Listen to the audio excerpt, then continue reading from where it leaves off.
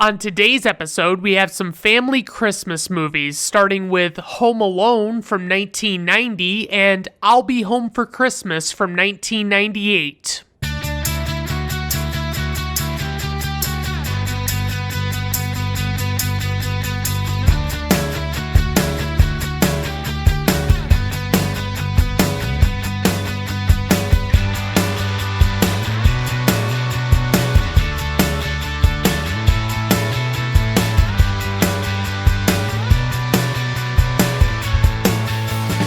All right, everyone. Welcome to Brandon at Random Reviews. I am your host, Brandon Griffiths. Thank you for stopping by. I do appreciate it. Today on the show, like I said, family Christmas movies. I mean, you can decide whether or not they're actually Christmas movies. I mean, one has Christmas in the title, and the other one is very set at Christmas, but I would argue probably doesn't have a lot to do with Christmas. But that's neither here nor there. I did want to mention that I've been doing a little bit of shuffling around of my episodes. You know, I have a ton of episodes recorded ahead of time and just awaiting release, basically. And sometimes I'll record an episode that I think to myself, God, I really want to put this out a lot sooner than these other episodes, just for one reason or another. It just seems like a good idea. And so I generally I'll number my episodes based on when I recorded them. So essentially what you'll see is the numbers won't really make a whole lot of sense to you, but what really matters is that you're getting it in the order that I wanted to release it, and it doesn't obviously it doesn't really impact you at all as a listener to know what episodes what. I just figured there was a chance that people were looking at these different episodes and different numbers and things like that, and they were thinking, hey, what the hell's up with that? You know, we didn't get this episode, we didn't get that episode. And in reality, they're all coming out in due time. It's just they're going to come out a little out of order based on when I recorded them. So that's just something to be aware of. Obviously, it's not a huge concern. So I guess we'll just jump into these movies, starting with Home Alone, released on November 16th, 1990, directed by Chris Columbus. He also directed Adventures in Babysitting, and I want to say I saw that one several years ago now, and it was pretty decent. It was a pretty good movie. It was a teen movie, it wasn't anything spectacular, but it was pretty decent. He also did Home Alone 2, Lost in New York, which is an inferior sequel, but it's watchable. It's nowhere near as good as the first one, and it tried to really use a lot of the same gimmicks and jokes and things like that from the first one, and it didn't really sit as well with me. He also did the first two Harry Potter movies, and I've talked about these before. I'm not super into Harry Potter. I don't dislike Harry Potter, but I also can't really get into them, especially the movies. I read the first, I think, 4 or 5 books, and the movies, they just aren't really that appealing to me. I just don't find them to be that terrific. So I like them okay. It's just, I don't need to own them. I don't need to watch them regularly. I'm good with that. And then he also did Mrs. Doubtfire, which stars Robin Williams, and I probably have mentioned that I don't mind Robin Williams. I'm not a particularly huge fan of his work, but he's funny in some things. Mrs. Doubtfire is one of those movies that I feel as though if you look at it with the right mood, it's not a very good one. It's not, I don't know, it doesn't really appeal to me that much, but it's okay. It's a decent movie. It's got its funny moments and all that stuff. For the writers, we have the late John Hughes. He also did the National Lampoon's Vacation movies, which, by the way, of those 4 movies, only 2 of them are worth watching. One of them is the original Vacation, which is very funny, and European Vacation is not my cup of tea. I watched a little bit of it and it just seemed really stupid and not worth watching, so I shut it off.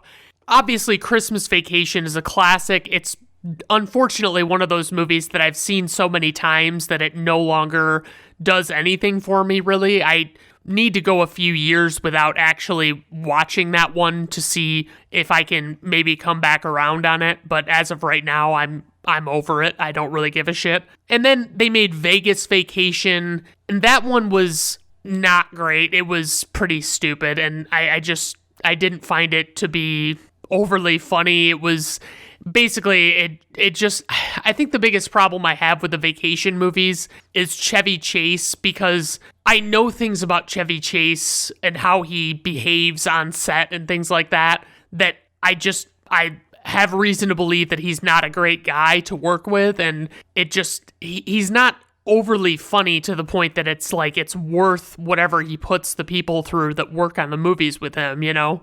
So for producer, we also have John Hughes. For the score, we have John Williams. And obviously, I've talked about him before. You know, he's done a bunch of Steven Spielberg movies. He's done the original and subsequent Star Wars trilogies. He did the first 2 Superman movies, the Harry Potter movies, and just so many others. He's a powerhouse composer, the greatest of all time, easily. So for the cast, we have Macaulay Culkin, and he plays Kevin McAllister, and he was in Uncle Buck. That's the first one I remember noting that he was in, that he had a significant role in. And that movie was fucking solid, previously covered on this podcast. Very great. Totally humorous, just, you know, well worth your time. If you've never seen it, just check it out sometime. He also was in Home Alone 2, and I talked a little bit about that. And then he was in My Girl, which was not my kind of movie. I didn't really care for it. I thought it was kind of weak, but it was decent. It wasn't unwatchable. Next up, we have Joe Pesci, who plays Harry, and he was in My Cousin Vinny, which is an all-time favorite of mine. I would love to do an episode on that one. I'm reluctant because I've been avoiding comedy movies like The Plague, because basically you have a comedy, and if you're doing a podcast on it, I have a hard time not sitting there explaining jokes over and over again, and I don't really want to do that, and I don't think that's what people want to hear, so I have been just basically avoiding them. And so there's a chance that I'll cover that one, but it'll be one of those few and far between instances where I'm like, all right, yeah, I feel like doing this today. He was also in Goodfellas, which is a great mobster movie. Terrific cast, amazing direction by Martin Scorsese. Really a great one. If you've never seen it, absolutely check it out. He was in Raging Bull with Robert De Niro, which is another Martin Scorsese picture.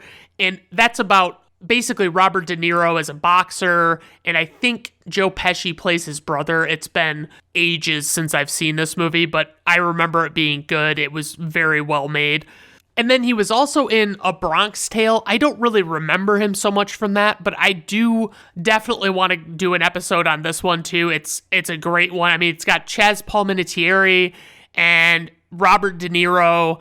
It's just a really good story. It's definitely a great film. I really like it, and it's not one that you hear about very frequently, unfortunately. Next up, we have Daniel Stern, who plays Marv, and he was the narrator on the original Wonder Years show. He also did the City Slickers movies, which, not for me. I'm not a fan. I watched a little bit of the first one, and the humor was so stupid. It was really shitty and poorly written jokes that were being passed off as hilarious, and I couldn't do it, and I can't really understand what people see in that movie, but I digress. He was also in a movie called Celtic Pride, which I watched as a child because I was super into sports, and it was about basketball, or a basketball player specifically, played by Damon Wayans.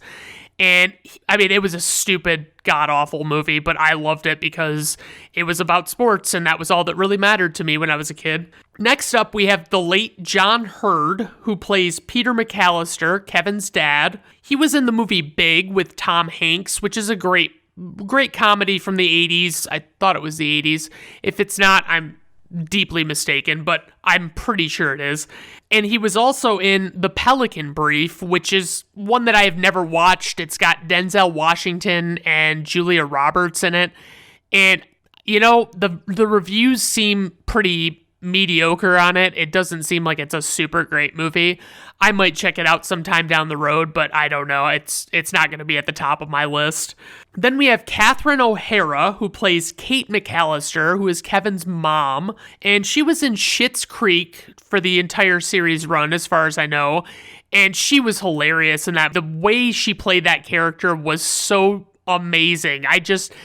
Her sense of humor, she kept doing different voices because she couldn't, it was like her character couldn't figure out who she was supposed to be. It was just funny. I mean, it's a very funny show.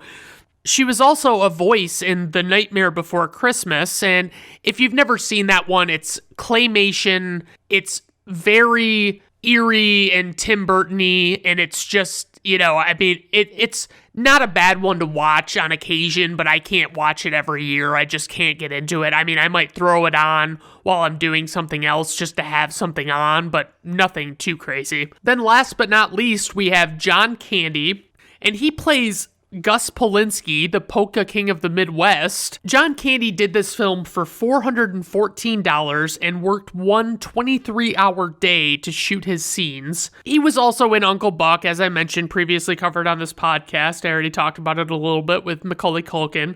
He was in The Great Outdoors, which is one that I still cannot bring myself to check out. I almost want to say, and this is probably a bold statement, but I would say with the exception of the original Blues Brothers and Ghostbusters, almost anything with Dan Aykroyd in it, I avoid like the plague. I don't know what it is about them, especially the ones that Dan Aykroyd wrote or had a hand in directing or writing anything for it at all, I find are just not good movies. John Candy was in Wagons East, which is one that I loved in my childhood, and I have absolutely no intention of ever revisiting it because I guarantee it is crap. Like, it doesn't seem like it would have been a very good movie in retrospect. And he's done, John Candy's done so many others. He died very young. I believe it was 1995 when he died, and so basically we lost a comedy legend when we lost John Candy. So for the casting notes, we have Robert De Niro and John Lovitz turned down the role of Harry. And although they were already eyeing Macaulay Culkin for Kevin, Chris Columbus auditioned 200 actors for the role. Ultimately, he decided that Culkin was still the standout and officially brought him on. The role of Uncle Frank was originally written for Kelsey Grammer, but he was unavailable at the time of shooting. Chris Farley auditioned for the role of the Santa Claus impersonator, but he failed to impress Chris Columbus, who ultimately did not cast him. Alright, so here is my plot synopsis. An 8-year-old boy is accidentally left at home in a Chicago suburb when his family goes to Paris, and he has to defend his house against burglars by himself. Alright, guys, let's dive right into this plot. I fucking love it. So, to start off, we see this massive house in the Chicago suburbs, and this has been asked before, but it's like, what are the McAllisters actually doing that they can actually afford this house? It's so massive, I can't fucking believe it. But it's just a curiosity of mine, I've just always wondered. And there are 1 million people inside this house, we see, and every person in this house pays absolutely no fucking mind to a police officer just chilling right by the front door. And especially the fact that not only are they just not paying attention to him, but he's actively trying to get their attention and get them to answer questions, and they are ignoring him and walking away. And I'm like, what is I find this very hard to believe that they're actually not acknowledging him like this. I would say at the very least, you're going to change your behavior somewhat for, a police officer being in your house or the house you're staying in. It doesn't make any sense to me that this is the way it is, but it adds a little humor, I guess, and that's kind of what they're going for. So everybody's getting around for their trip to Paris, doing normal shit like you would think that they would be doing. They're talking about getting voltage adapters and things like that because obviously the plugs are different in Europe and all that stuff. Kevin's aunt tells him to pack his suitcase, okay? And so he reacts to this with just pure terror. He is just horrified by the idea of like, what am I supposed to do? I've got to pack my suitcase. How do I do that, I don't really remember having packed a suitcase for the first time, but I definitely don't remember ever having to be taught how to do that or how to, it's basically just like, yeah, what kind of shit are you going to need for a long trip? Clothes? I mean, toys that you want to bring, whatever. I mean, just stuff like that. I don't think that it should be that terrifying, but it's one of those things, and it's more of a movie thing, I think, than anything. So the police officer finally gets some questions answered downstairs, but clearly he doesn't understand the idea of follow-up questions because he's asking them all these questions and they're giving him one-word answers. He's like, do you live here? And they're like, no. And it's like, okay, why are you here then? You know what I mean? Ask them that follow-up question and get through to the meat of everything and understand what's going on in this house. So all of these older kids are treating Kevin like complete shit, but them's the breaks, honestly. That's kid life for you. If you're younger, older kids just are frustrated because you haven't developed to the point that they've developed to, and they just think you're a fucking idiot, and that's all there is to it. So Kevin goes into his brother Buzz's room, and I guess, Buzz is in there with his friend, which I find very odd that it's like, if this were going on in my house, if I asked my mom to have a friend over, she would probably tell me, no fucking way, we're not doing this. You can have friends over any other time, but not now. It's just with all this shit going on with them getting ready for the trip, it doesn't really make sense. So they see a man outside and they refer to him as Old Man Marley. Buzz gives him some bullshit backstory about him being called the South Bend Shovel Slayer. Buzz just really fucking sells this story just for Kevin's benefit to try and terrify Kevin. And it's just typical older brother shit, just messing with him. But he's never ever going to tell him that he's messing with him. He's going to let him believe that this guy is a murderer. And obviously it's all made up. So the dialogue in this one's actually very well done. I've noticed, John Hughes is masterful at that. It just, every back and forth feels genuine and real, and it's very cool. So the pizza guy shows up downstairs, and the cop's still standing there, and he has 10 pizzas. And I have to say, okay, as a former delivery driver, when someone doesn't respect the notion that you should hand over the money at about the exact same time that you're taking the pizza, it drives me absolutely nuts. And also, don't fucking waste the delivery driver's time running around trying to find your money. You need to have that fucking money ready as soon as you place the order. You should be getting that money around, and that delivery driver should be in and out of your house. He should not be spending all this time trying to figure out where the fuck everybody is. They talk about Santa coming, and all I can think, because there are a bunch, there are dozens of people in this house, and some of the adults are talking about Santa coming when they're talking to the little kids. And I'm just like, can you fucking imagine if you're like going on a trip to Paris and you have these little kids, wouldn't you just move Christmas up? Wouldn't you just have them do Christmas beforehand? Because it's not really fair to do it after actual Christmas and have them sit at the place in Paris and sit around wishing that they had their toys with them or whatever. Just pull it forward. Don't fucking, are they legitimately bringing fucking presents on the plane? Are they checking a bunch of presents? Is that for real? I can't fucking believe that. But they do a pretty solid job of setting up how they forget Kevin at home. They seemingly accidentally throw his plane ticket away and his passport too, I think. And I think that's what's happening in these moments.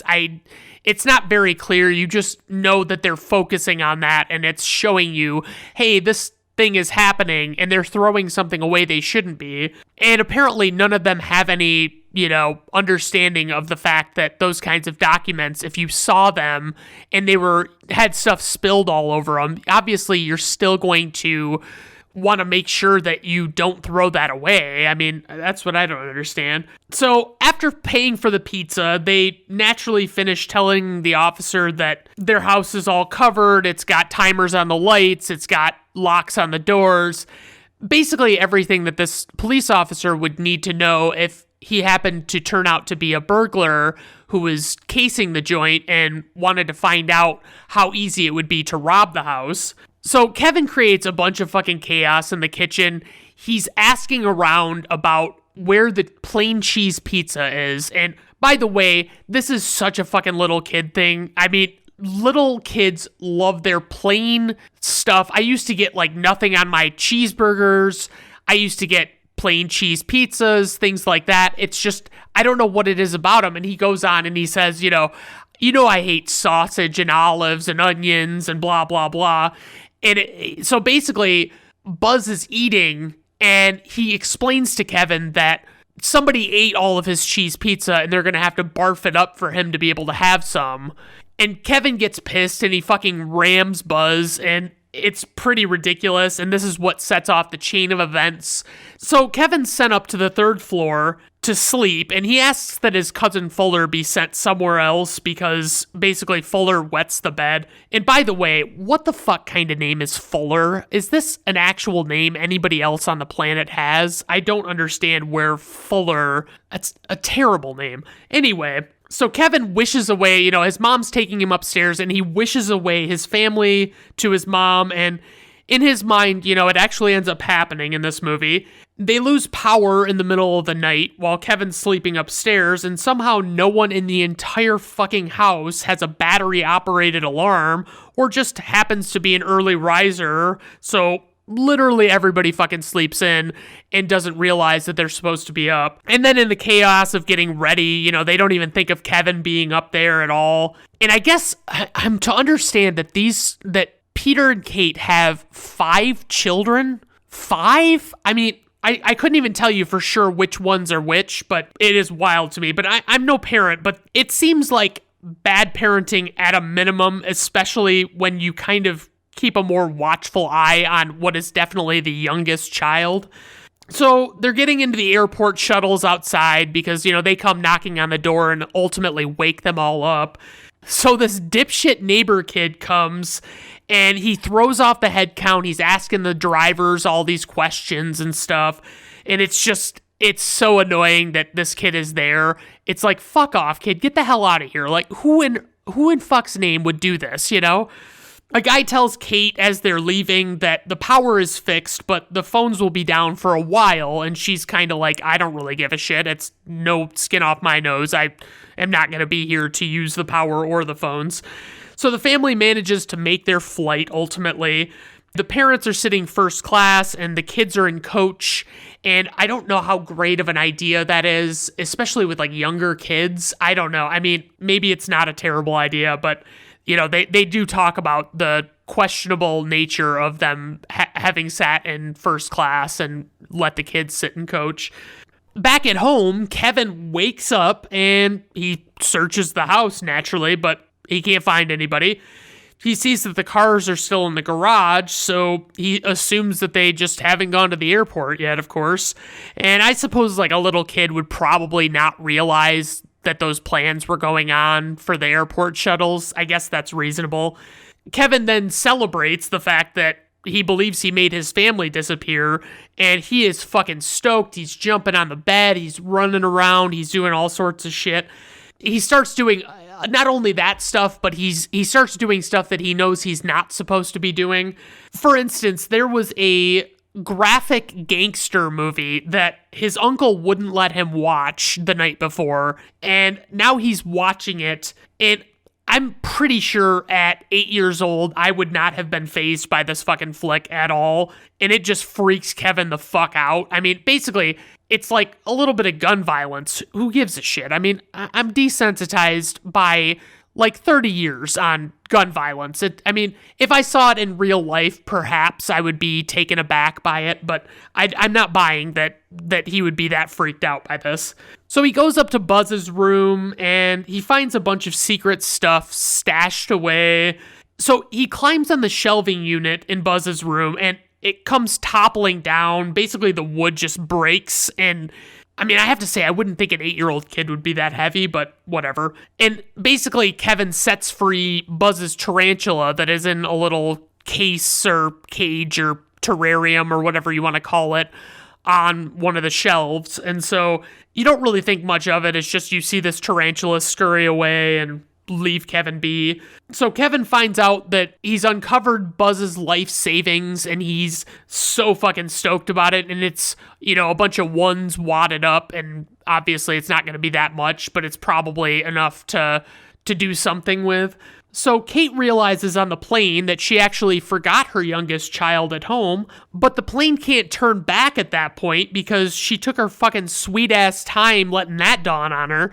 So the burglars, Harry and Marv, pull up on the McAllister street, and they watch the Christmas lights all turn on by timer, and, you know, Marv and Harry are just watching, and Harry's pretty fucking impressed with himself for knowing when these things are going to turn on, but it's basically like, if you know the fucking lights are going to turn on at 10 p.m. or 9 p.m. or whatever it is, then it's like the fact that he knows when exactly they'll come on is a little ridiculous, but I digress. This is the way I look at movies. Don't you love it? Anyway, so Harry was the guy, I should probably mention that, he was the guy that was dressed up as a police officer that was trying to get a bunch of questions answered about, you know, what was going on with their house, if they were, you know, he was making sure they were taking all the right precautions with their holiday, you know, especially going on a trip and all that stuff. He wanted to make sure that they did everything they should do, or at least that was what he was presenting to them. But obviously he's a burglar, so, you know, he was really doing that to figure out what risks he had inherent in each house. So they go to break into the McAllister's house first, but Kevin realizes that these unknown men are walking around, and he cleverly turns on the basement light, and they scram, you know, they just get the fuck out of there because they're like, what the fuck, nobody's supposed to be here. So if I'm supposed to write off a whole bunch of shit as Kevin just being a dumb kid, it gets very hard to believe that he's also unreasonably clever about some things that we'll find out about later in the movie. Naturally, old man Marley doesn't recognize that he's a scary old dude, and he elects not to talk, which only adds to Kevin's terror when Kevin runs into him on the street, and it's like, dude, just fucking say something. Hello, how are you doing? You know what I mean? He's not afraid to talk to him. You know, I don't understand it. So upon arriving in Paris, Kate calls the police in their town, and an officer, Balzac, yeah, that's right, Balzac, answers, and eventually they agree to send an officer to check on Kevin. So Kevin's a little too scared to answer the door when the police actually come because of the whole scare with the burglars. But the police also pretty willingly give up, and they make some comment about how the woman should count her kids again or whatever, and, you know, basically just writes it off as nothing. And it's like, okay, all right. So the McAllisters are trying to find a way home, mostly Kate, who is probably demonstrating the most reasonable amount of concern in this moment. And then we see that Kevin has bathed the next day, I think it is, and he did this voluntarily. I would say that's probably the least realistic thing in this entire movie. For my money, when I was 8, I was not bathing voluntarily most of the time, or at least I wasn't bathing as regularly as I probably should have because I didn't really think I needed to because I was a little kid and that's just how I was. And so I just don't buy the whole, yeah, I'm just going to have a bath or a shower or whatever. No, I don't think he's doing that. And then, we get that scene in this moment after he's taken a bath or whatever, and he's clearly like shaven his face, and he, I think, puts aftershave on his hands and slaps the side of his face. Like he puts his hands on his cheeks, and you can hear a sizzling sound, and I guess it's like burning his skin because he just shaved. I guess that's what's supposed to be happening. That's probably the signature moment of this movie, and it's just never done anything for me. I just don't understand why that's so funny. Then we see the burglars. They're robbing the Murphy house now.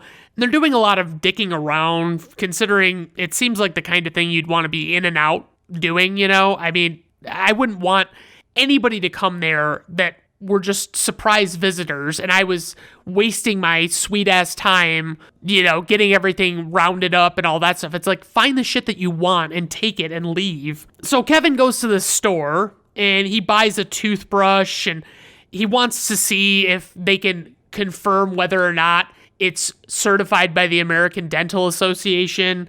And man, it just reminds me of fucking retail. People asking stupid ass questions that no one ever should have the answer to as a retail employee. But Marley shows up while Kevin's asking about the toothbrush, and basically he decides he's going to be even more horrifying than just not talking to Kevin. He just kind of stomps in, and he puts his hand on the fucking glass counter, and you can see that he cut himself and has a bandage on it, and he just glares at Kevin, and that's all he fucking does in this moment, is it just fucking glares at him, and it's like, dude, what are you doing? Why are you fucking doing this? You clearly know that this is not normal behavior. And so Kevin freaks the fuck out, and, he ends up taking the toothbrush without even thinking about it, and they chase after him for being a shoplifter, and he goes on this big chase with a cop through an ice skating rink and all this shit. But anyway, Harry gives Marv a bunch of shit for doing this thing where he leaves the water running at the different houses that they hit. He's just giving him shit about it. And then as they're going to leave I think it's the Murphy's house, they almost hit Kevin with the van, and then they tail him to see where he goes. But, they end up losing him at the church, and they're like, oh no, we can't go in there, not the church, which is like, yeah, okay. I mean, they basically just act like they wouldn't dare set foot in a church. No. So Kevin very sophisticatedly sets up the house with mannequins and cardboard cutouts and shit while playing music with all the lights on to just basically create the illusion of a party to scare away the burglars. Kevin has this whole bit where he orders a pizza and he uses this gangster movie to talk to the delivery guy and basically intimidate the guy. And I'll tell you, I've gotten pretty decent at editing audio and stuff and video too. And I don't think I could have managed to pull off the fast work that he makes with this fucking movie. He's fast forwarding and rewinding, and he's playing at the exact right time and all that stuff. So he gets his pizza and he's all happy, and obviously it's plain cheese, and it's heartbreaking watching Kate at the airport as she's desperately trying to make deals with these strangers to get home, basically.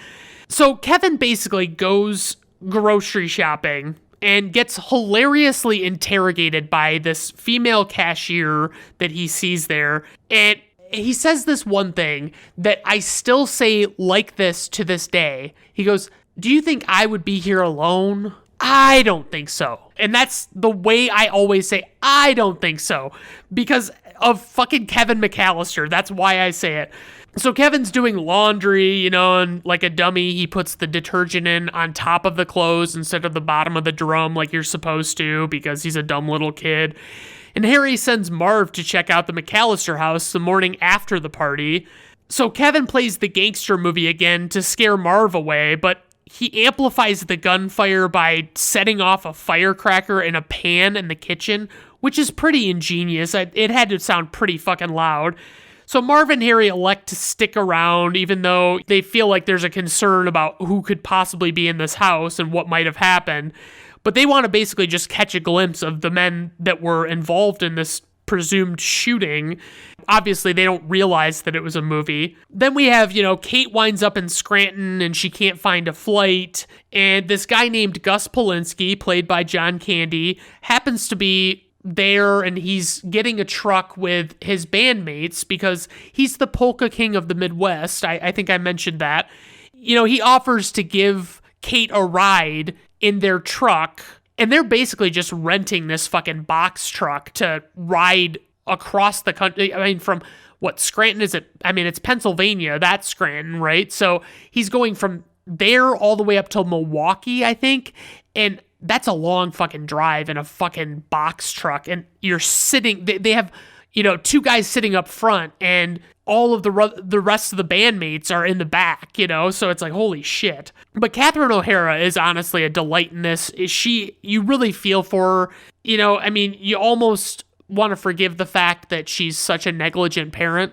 Meanwhile, Marv and Harry see Kevin emerge from the house, and they realize that they're being scammed, and this whole thing with these two mobsters being in there is a whole big ruse. And they decide to come back that night regardless of Kevin being there so they could rob the place. And Kevin overhears this conversation with them, and he has to decide what he's going to do.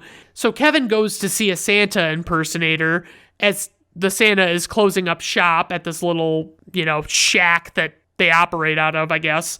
He makes a final plea with Santa Claus to get his family back, and it is fucking heartbreaking. But we get this fucking great moment where this Santa Claus impersonator gives Kevin, ordinarily he'd give the kids candy canes, but he doesn't have any candy canes. And so he tells Kevin to stick out his little paw there, and he dispenses like 2 Tic Tacs into his hand and says, "Don't spoil your dinner." And Kevin's like, "I won't." And it's like, I don't know why. I absolutely fucking love that moment. So as Kevin is walking, he sees a happy family going into their house, and I really can't help but feel like if I was in his shoes, I might just, knock on their door and hope that they'd help me out. But what can you do? It's a movie. I guess he's not going to do that. So Kevin goes into the empty church where this full choir is singing beautifully, and scary old man Marley shows up and stops at Kevin's pew and breaks the ice with him and tells him not to be afraid of him. And the old man talks about his life issues, and Kevin convinces him to face what's troubling him. Marley never once says to him, though, "Hey, how come you're out here alone at night on Christmas Eve?" Or, "Hey, you're always alone when I see you lately. What's up with that?" None of those questions come up. So Kevin kind of makes a friend in Old Man Marley, and he goes home to plan the night's defense of the house, and he sets up micro machines on the floor at the front entrance. He pours water on the front and back sidewalks. He hangs a heating element on the front doorknob. Then he puts a nail through a shingle, and you're like, what in the actual fuck is he doing? He runs a rope up to his treehouse, and then he's putting glue or something on a piece of cellophane and setting up a fan with a bunch of feathers in front of it. So Harry and Marv arrive at the quoted time, and Kevin promptly shoots both of them at the back door with a BB gun through the little dog door that they have, despite the McAllisters seemingly not having any pets.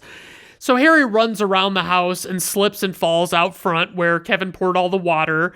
Marv slips and falls down the outside stairs and back, and that's for the same reason, the water. So Harry struggles getting up the front porch with all the ice, but eventually he makes it, and then he burns the shit out of his hand on the doorknob because, there's a heating element on it. I don't really know about this heating element. I don't know what it would have come from. It would have to be a grill or something, but why would you have an electric heating element? I don't understand. So Marv manages to get in the basement door, and he pulls a pull chain light that is actually tied to a clothing iron that falls on his fucking face and leaves an imprint. And then he walks up the tar-covered stairs and steps on a nail barefoot. And Harry rushes around to the back door where he was shot with a BB gun, and a blowtorch is rigged to fry his fucking head when he enters. Marv comes around to a side window and steps on a bunch of tree ornaments on the floor, and apparently those were just candy. They were not real ornaments. Harry walks into some cellophane with glue on it and has a pile of feathers blown on him, and this one is definitely more comedic than anything. It's not really that functional of a defense mechanism. The guys meet in the living room and slip on the micro machines while running to catch Kevin. So Kevin hits them with paint cans that he has on string dangling from the railing up above. And Harry falls over some tripwire upstairs as he's chasing Kevin. Marv manages to get Kevin by the leg, but Kevin finds Buzz's tarantula that we've seen wandering around throughout the movie, and he puts it on Marv's face, and Marv absolutely loses his fucking mind about this spider on his face. My problem is, I don't have a lot of arachnophobia. I think tarantulas would be where I would not be cool with it, or like some of the bigger spiders, but basically, if I got a spider like that on my face, I would immediately get it off of my face. I wouldn't start screaming like bloody murder. I couldn't, no, I don't think so.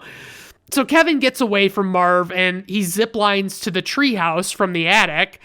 And this is the first time that I watched the movie with the anticipation of this stuntman, because I read that the stuntman was kind of hilarious.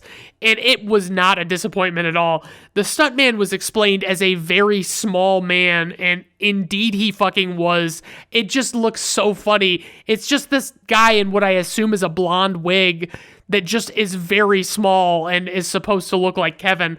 And if I wasn't looking for it, what's funny is if they wouldn't have shown him from the front, it would have been fine. But because they show him from the front, you can tell. So Harry and Marv go out onto the line and try and shimmy to the treehouse across the way, and Kevin cuts the line with gardening shears, and the burglars fall onto the ground from, the second floor level.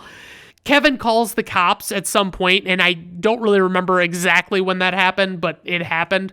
The guys corner Kevin at the Murphy house, and Old Man Marley saves Kevin from what is certain death. So the police come and arrest Harry and Marv, and they reveal that them leaving the water running at all of these houses will serve as a great way to pin all of these burglaries on them without question. Kevin settles down for Christmas Eve. He kind of sets everything up. He puts the milk and cookies out for Santa, all that stuff. We get a little more of Kate and Gus in the truck exchanging stories about how they're bad parents and things like that. On Christmas morning, Kevin awakens and comes down hoping to find his family, and no one's there, but he even looks outside just before the truck arrives and sees nothing. And then Kate arrives and comes in calling Kevin's name. And, obviously there's a really heartfelt greeting of one another. She apologizes to Kevin for the awful person she's been. Kevin asks where everyone else is, and Kate says that they couldn't make it. And suddenly the family busts in the door and gives a bunch of hugs and whatnot. And Kevin looks outside and sees Old Man Marley making amends with the estranged son that, he had talked to Kevin about, and also his granddaughter. So he's obviously overwhelmed with joy. And then Kevin waves at Old Man Marley. Basically the whole thing with them showing up right after Kate got there is that they took a flight that Kate didn't want to wait around to take. And so they just took it and they just went with it. And so, it's pretty, it's a pretty solid ending, and we get John Williams fucking wailing in the ending, and I just fucking love it. So praise for this movie. The realism in the dialogue, as I mentioned, it's great writing by John Hughes. There are a lot of relatable characters in this movie from all ends of the spectrum. The score is obviously amazing, and it's almost eerie, but it's a very cool score. The physical comedy is obviously top-notch. I mean, that's what this movie is all about. There are some things in this movie that I'm just like, I don't know if that's really realistic, but that's the only criticism I really have. So for a little bit of trivia, we have Chris Columbus started this movie after leaving National Lampoon's Christmas Vacation due to a personality clash with Chevy Chase. See, I fucking told you. Joe Pesci deliberately avoided Macaulay Culkin on set because he wanted Culkin to think he was mean. Catherine O'Hara revealed in 2014 that Macaulay Culkin still calls her mom. The picture that Kevin finds of Buzz's girlfriend was a picture of a boy made up to look like a girl because director Chris Columbus thought it would be too cruel to make fun of a girl like that. The boy that was used in the photo was art director Dan Webster's son. Joe Pesci was used to adding profanity to most of his scripts and kept forgetting that he was filming a family movie during his character's on-screen outbursts. Chris Columbus advised him to say fridge instead of the fuck word, and a lot of Pesci's unintelligible pained mutterings were his way to avoid cursing. The movie that Kevin watches on videotape is not a real movie, but the footage was actually specifically created for this film. It was called Angels with Filthy Souls, along with other similar era references in the movie. This is a play on Angels with Dirty Faces from 1938, starring James Cagney. The scream that Daniel Stern belts out during the tarantula scene was filmed live on set after Stern was assured by the animal handlers that tarantulas do not have ears. The tarantula's poison was not extracted, as some have thought. This was all confirmed by Stern in a December 24th, 2015 post on his Facebook page. The movie originally had more scenes of the family in Paris, France, but the test audiences wanted to get back to Kevin. The concept for this movie originated during the filming of a scene in Uncle Buck from 1989 in which Macaulay Culkin plays a character who interrogates a would-be sitter through the letter opening of his family's front door. John Williams stepped in when the original composer backed out. The filmmakers jokingly suggested Williams, even though they never thought they could get him. But after he saw an early cut of the movie, he was enchanted and happily stepped in. Daniel Stern wore rubber feet for his barefoot scenes, similar to Bruce Willis as John McClane in Die Hard from 1988. Macaulay Culkin was only allowed to work on set 5 hours a day because of child labor laws. The crew planned out the scenes around his schedule, putting him on camera alone a lot. So for info and ratings, we have a runtime of 103 minutes, budget $18 million, worldwide gross $476.7 million, IMDb rating 7.7, Rotten Tomato critics score 67%, Rotten Tomato audience score 80%. Personal rating 5 out of 5 stars. This is an all-time favorite of mine. Love to watch it at Christmas. Can't get enough of it. It's fucking great. All right, gang, let's move on to I'll Be Home for Christmas, released on November 13th, 1998, directed by Arlene Sanford, and she also directed some episodes of TV shows like Desperate Housewives and Ally McBeal and things like that. For the writers, we have Tom Nursall and Harris Goldberg, with a story by credit to Michael Allen. For the producers, we have Robin French, Justice Green, David Hoberman, and Tracy Trench. For the score, we have composer John Debney, and he did Hocus Pocus, it's an alright, I think it's a little overrated. A lot of people fucking love Hocus Pocus, but it's a decent movie. It's not bad. He also did I Know What You Did Last Summer, which is one of those classic 90s slasher flicks that were so popular. He did Bruce Almighty with Jim Carrey, which I haven't seen in a very long time.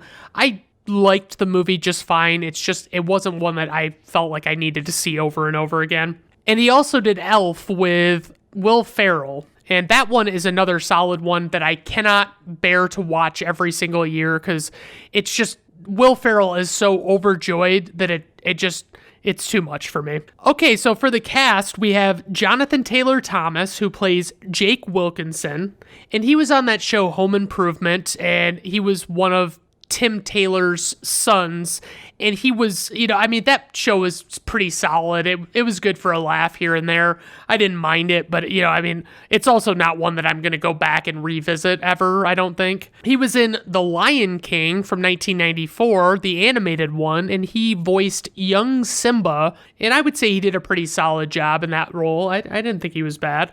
He was in something called The Adventures of Pinocchio, which, if you ever get a chance to watch this movie, absolutely fucking do not do that. Don't watch it. It's not good. It's a terrible movie. I don't understand why it was made into a movie. Next up, we have Jessica Biel, and she played Allie Henderson, and she made a name for herself on the show Seventh Heaven, which was basically a religious show. It was about this family. I think the dad was a reverend. I don't know. It was not my cup of tea. She was in The Illusionist, which was a decent movie. It was nowhere near as good as The Prestige, but it was a good movie about magicians. So then she was in the Total Recall remake, and I still don't know if I need to fucking see this movie. I really cannot tell.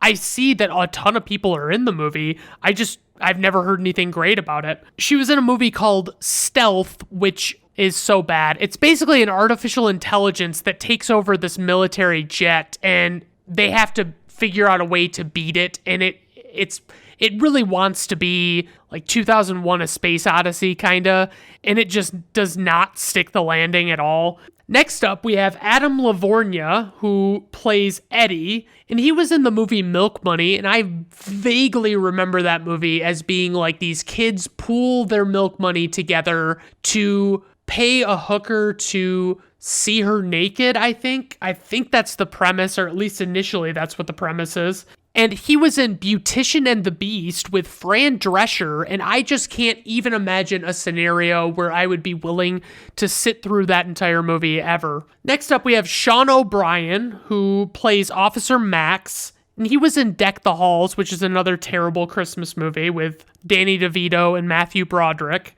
Gary Cole plays Mr. Wilkinson, Jake's dad, and he was most notably Bill Lumbergh in Office Space, and that one's an all-time great. I fucking love that one. I'll probably never do an episode on that, but because it's pure comedy to me. There's nothing else to talk about. And then last but not least, we have Andrew Lauer, who plays the character Nolan. For casting notes, just one, and it's kind of lame. Jessica Biel, who plays Allie, and Adam Lavorgna, who plays Eddie, both starred in Seventh Heaven from 1996, in which their characters actually dated. So here's the plot synopsis. A college student avoiding seeing his family at the holidays is enticed by a bet with his dad that if he makes it home for Christmas dinner, he can have a sports car. Wowee, that is some premise. All right, so diving right into the plot, guys. For the beginning of this fucking movie, we get Jake, played by Jonathan Taylor Thomas, taking his sweet fucking time rescuing this poor kid from a locker that he got locked in.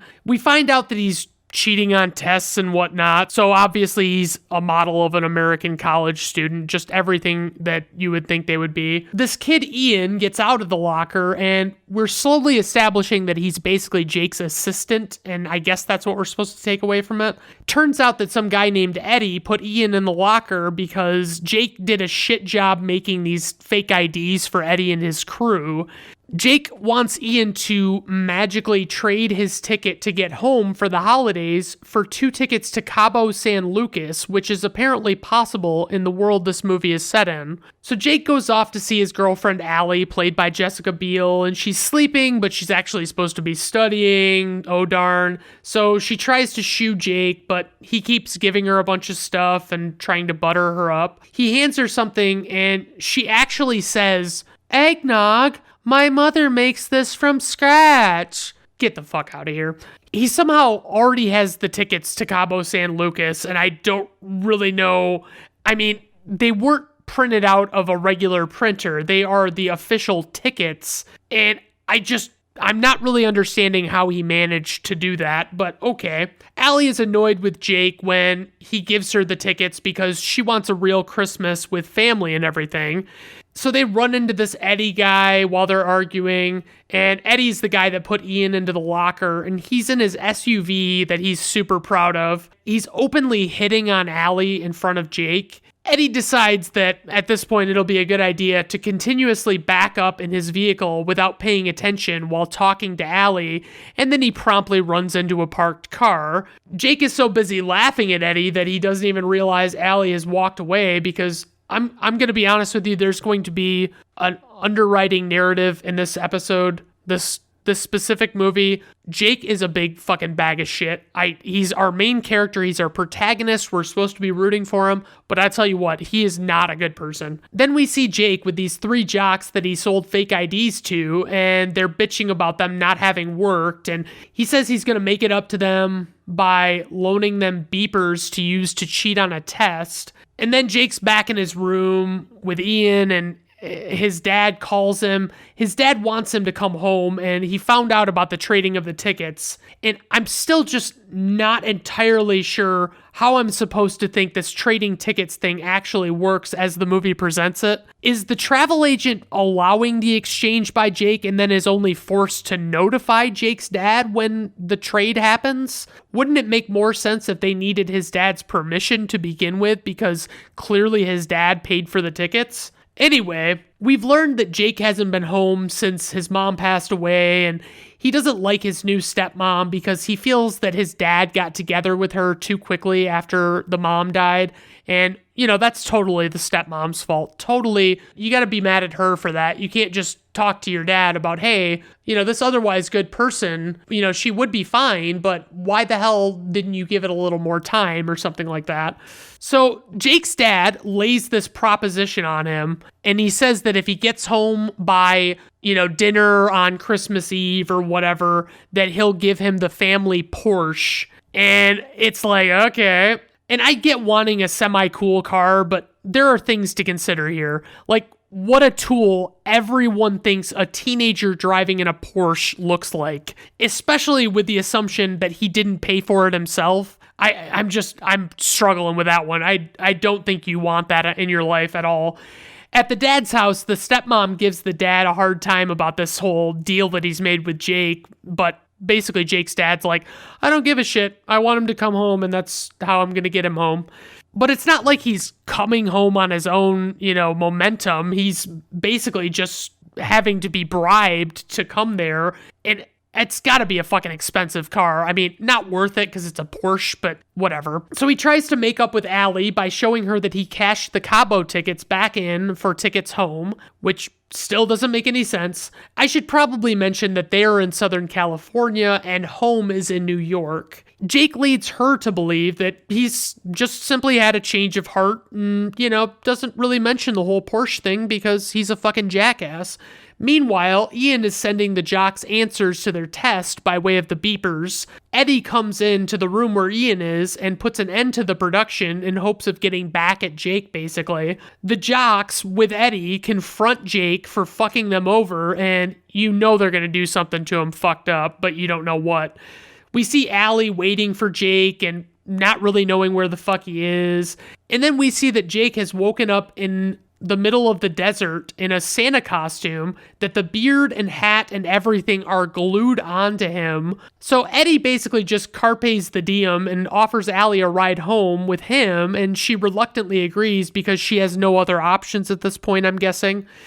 Jake has no idea where he is, and he finally finds a phone at a shitty gas station. He calls Allie and tries to leave a message, but the recording time is too short, so he can't say what he needs to. She basically just thinks that he fucked her over and didn't show up. He then calls home, and his dad refuses to listen to Jake's horse shit because he's clearly dealt with it before. And to be honest, I wouldn't have offered him the Porsche, so I'd be super pissy if he acted like that wasn't enough. Jake catches a ride with these old ladies that love Tom Jones, and they're going to Vegas to see Tom Jones or something. And he has some minorly gross experiences with these Tom girls, and he starts throwing up, so they kind of kick him to the curb. It legitimately takes a lot to get me to hurl, and this kid's a fucking lightweight. If he's throwing up, like, he had to handle dentures, and it's like, yeah, that's fucking gross, but that's not throw up material. Jake then catches a glimpse of Allie with Eddie at a different gas station while he's on the road, having just been kicked out by the Tom girls. Eddie sees him coming and rushes off so Allie doesn't figure out what happened to Jake. We see Eddie and Allie get a hotel that she promptly kicks Eddie out of, and Jake is just hitchhiking. Jake elects to sleep in an outdoor Santa Claus display for the night, and a man comes and kicks Jake out of the sleigh that he slept in. A man named Nolan almost hits Jake and then gives him a ride out of guilt. And this guy, Nolan, is actually kind of a trip. He's got a lot of the best comedy of this movie. I mean, basically, I would call Nolan the comic relief. And what I'm supposed to understand is a comedy movie. And I mean, to be honest, I haven't really had anything in the way of laughter yet. So I'm not sure. I mean, it's more lighthearted, I guess. I'll give you that. Meanwhile, on the road, Eddie breaks down and asks Allie what Jake has that he doesn't. Allie explains that Jake is a manipulative sweet talker, only, she doesn't say it like that. That's my words. He recites poetry to her, I guess, and I'm like, all right. While Jake is with Nolan, they see Eddie's Pathfinder and try and catch up to it. And then, of course, as they try and catch up to it, they're going too fast, and so they get pulled over. And then Nolan wants to actually run, and Jake finds out that the stuff in the back of the van is stolen, and they switch seats, and Jake makes up some bullshit fucking story about how he's bringing these gifts to a children's hospital in the next town. And they almost get away with it, but the officer offers to escort them and wants to see them give the gifts to the kids because I guess he's a real fucking sentimental type or something. And there's this tugging on your heartstrings moment where this last little boy, where they're giving gifts, wishes to go home and be with his family. But nothing really comes of that at all. We don't see any more of this boy. We just have a sad moment and that's it. I guess he didn't really fit into the plot very well. And then Nolan decides he's going to go back home in the opposite direction because the whole children's hospital experience gave him a change of heart, basically. Conveniently, the officer wants Jake to come with him to help make up with his estranged wife in Nebraska, and obviously Jake is pretty fucking eager to get a free 6-hour ride in the right direction, and the officer is supposed to buy him a ticket or something if things work out right. Jake pleads with the officer's wife, Marjorie, at this fucking restaurant, and, you know, he's trying to butter her up, and she's not falling for his shit. And Jake comes out and sends the officer in to sweet talk to her himself, and Jake writes him this fucking song to the tune of "Oh Christmas Tree," and, you know, the officer eventually wins her over. It's pretty fucking stupid, and the whole restaurant claps and stuff. There's a little bit of further establishing what an idiot Eddie is when he's talking to Allie, and the two decide to stop at the Bavarian Village to stay the night. And Jake happens to catch Allie and Eddie kissing beneath a mistletoe on TV, and he's fucking pissed. He fucking loses his mind and devises a plan to get the bus to stop at the village to intervene and stop whatever Eddie and Allie are perceived to be doing. Jake makes up a fake organ transplant and gets the bus driver to go to the village. The way he throws the fake organ transplant together is a stretch. There's a small cooler. Okay, I guess he could fucking pull that off. And then he sees this man eating what appears to be very undercooked beef. How's he getting the beef out of this? Like, that's what he uses as the organ. How is he getting that beef out of that guy's hands? I don't understand it. So he goes into this hotel with this organ transplant and throws it away the first chance he gets. And he demonstrates some real fucking psychotic behavior by aggressively harassing the front desk clerk. And since the clerk rightfully doesn't surrender her guests' private information, Jake uses a maid's guest list to find them. And realistically, should that really have names on it? What use would a maid have for those names at all?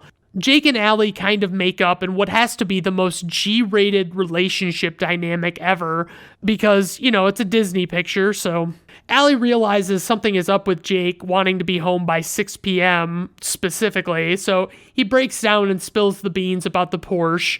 Allie is not happy as she storms off and Jake pleads with her, and the bus people find out that Jake was lying about the organ transplant naturally, and they let Allie take his spot on the bus.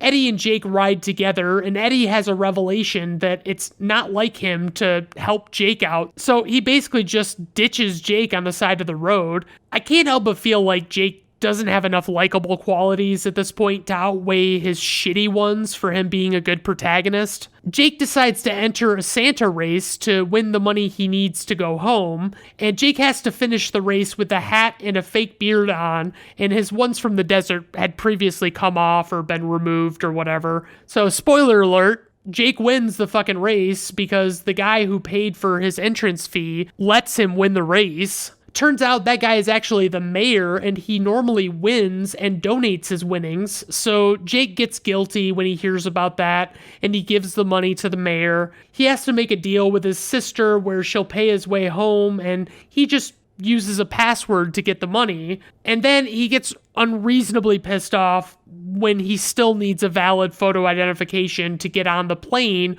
which he doesn't have. So I guess he's going to sneak into a fucking kennel with a dog and fly that way because no one would be watching for that, obviously. Pre-9/11 air travel, man. That's the experience we're having. He gets to New York and tries to sneak on a train, but doesn't have a ticket, so he gets kicked off of that. And it's like, man, this guy, I mean, ugh.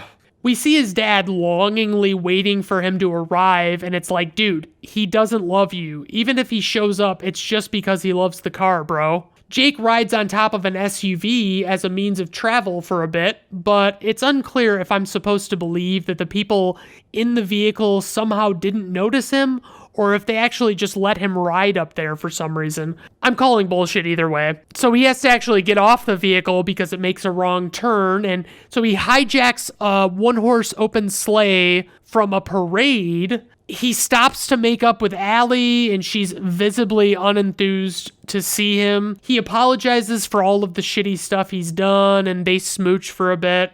Jake and Allie go to his house, and the Porsche's in the front yard, and Jake opts to not go in and creepily watch his family eating dinner for a bit with Allie, Once it's past the deadline, he and Allie decide to go in. His dad still offers to give him the Porsche, even though he didn't get there on time, and Jake turns him down and says that he basically needs to, they have many more Christmases to spend working on that Porsche. We get this heartfelt exchange where Jake and his stepmom tell each other their sweater sizes, and the stepmom is all fucking choked up about it. But I'd basically just be like, fuck you, dude. Eat shit. And then we get the absolute best part of the movie, which is when they play Merry Christmas, Happy Holidays by NSYNC for the closing credits.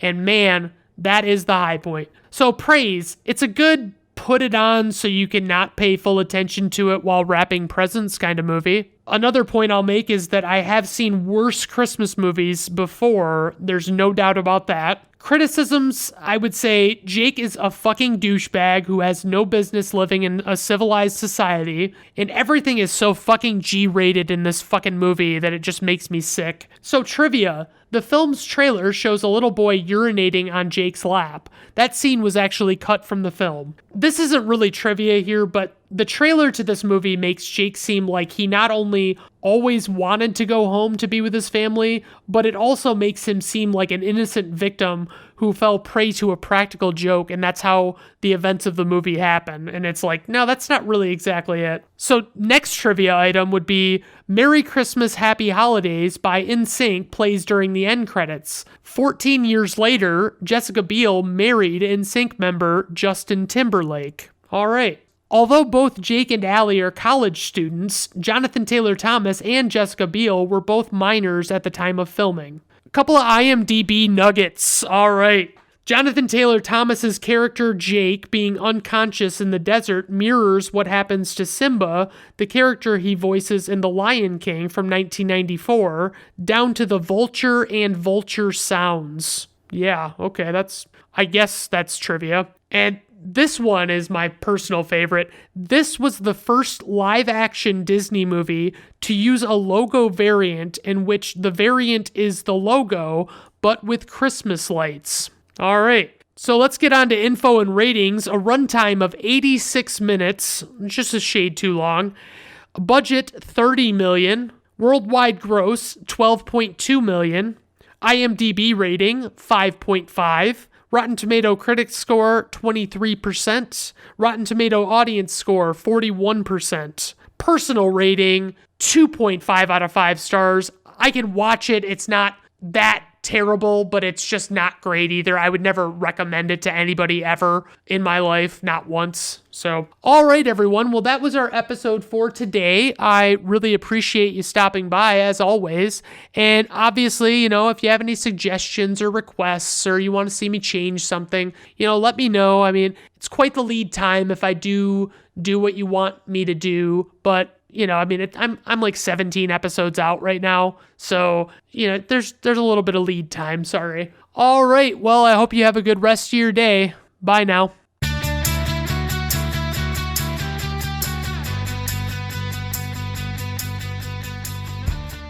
Brandon at Random Reviews is written, recorded, produced, edited, and engineered by Brandon Griffiths. The theme music is performed by Augusto Diniz and was acquired by way of Fiverr.com.